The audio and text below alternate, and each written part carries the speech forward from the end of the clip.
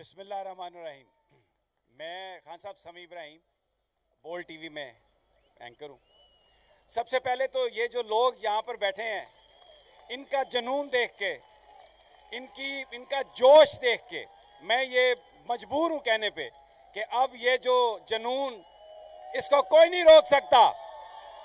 और लोग खान साहब आपको मुस्तकबिल का वजीर आजम मान चुके हैं। आप दिलों के वजीर आजम तो हैं, आप बहुत जल्द पाकिस्तान के वजीर आजम बनने जा रहे हैं। दूसरी बात, मैं ईद पर अभी, क्योंकि मेरा ताल्लुक डिस्ट्रिक्ट झंग से है, शोरकोट एक छोटी सी जगह है, मैं वहां पर गया।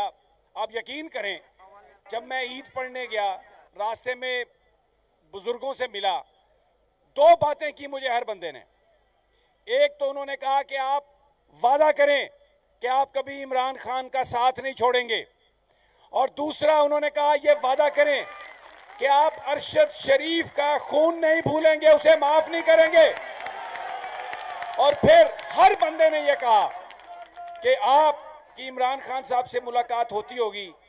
हम तो ना उनसे मिल सकते हैं, ना उन्हें टीवी के अलावा देख सकते हैं। आप प्लीज हमारी तरफ से उन्हें दुआएं दीजिएगा, सलाम दीजिएगा और कहिएगा कि हम आपकी एक अपील पर अपनी जान देने के लिए तैयार हैं।